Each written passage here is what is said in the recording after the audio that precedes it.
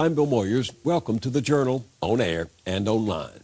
We'll be here every week beginning this Friday, April 27th on most stations. Jon Stewart of The Daily Show joins me this week to talk about how faking the news can reveal more of the truth than all the Sunday morning talk shows put together. But tonight, we bring you this special edition of the Journal called Buying the War.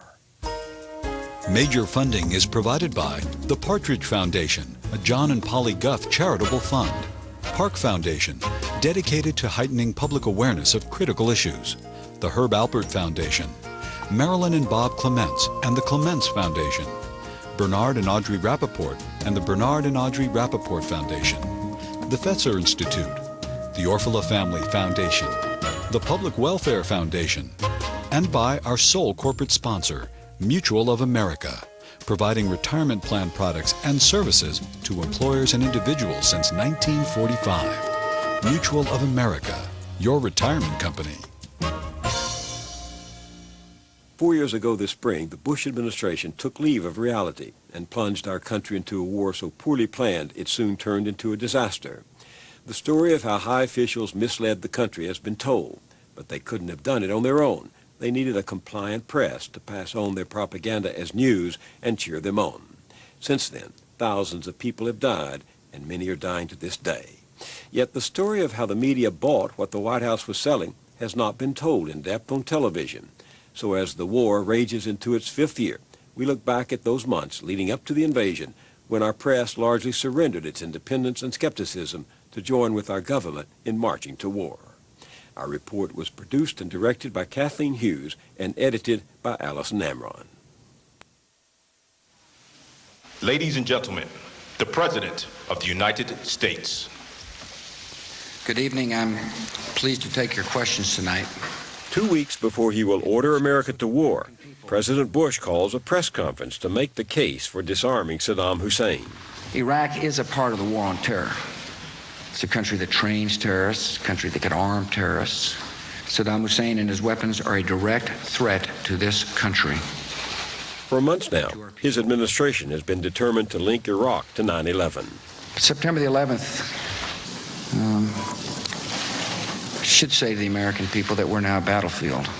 At least a dozen times during this press conference, he will invoke 9/11 and Al-Qaeda to justify a preemptive attack on a country that has not attacked America. Mr. President, if you decide... But the White House press corps will ask no hard questions tonight about those claims. Listen to what the president says. This is a scripted. Thank you, Mr. President. Scripted. Sure enough, the president's staff has given him a list of reporters to call on. Let's see here. Elizabeth. Gregory. April. Did you have a question, or did I call upon you cold? I have a question. Okay. I'm sure you do have a question. He sort of giggled and laughed, and the reporters sort of laughed. I don't know if it was out embarrassment for him or embarrassment for them, because they still continued to play along. After his question was done, they all shot up their hands and pretended they had a chance of being called on. Mr. President, how is your faith guiding you? My faith sustains me because I pray daily. I pray for guidance. I think it just crystallized what was wrong with the press coverage during the run-up to war. I think they felt like the war was going to happen, and the best thing for them to do was to get out of the way. Thank you for your questions. Good night.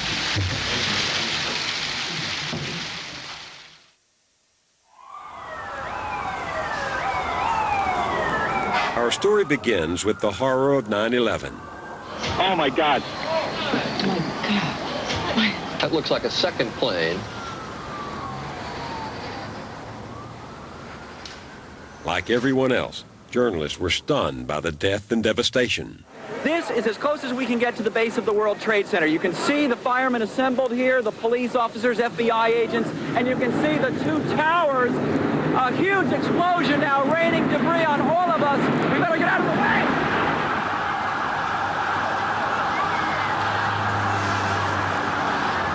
And there, as you can see, perhaps the second tower, the front tower, the top portion of which is collapsing.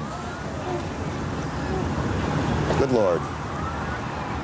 If there is a war against terrorism that started, rather ongoing right now, it started here at about 8:45 this morning. There are no words that can describe this. I was deeply moved by 9/11. I don't know of any American who wasn't. I think we all bought into that the world had changed. I think the atmosphere in the United States after September 11 was so overwhelmingly patriotic and overwhelmingly, we must do something about this. And the people who knock these buildings down will hear all of us soon.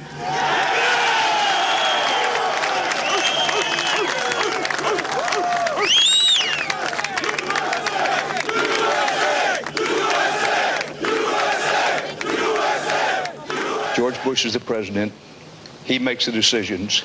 And, you know, it's just one American. Wherever he wants me to line up, just tell me where. I didn't mean it in a journalistic sense. I know it may have come across that way. I meant it in a sense as an individual citizen. Mr. President, if you need me, if you need me to go to hell and back for my country, I will do it. But I'll tell you this, if they could go down to ground zero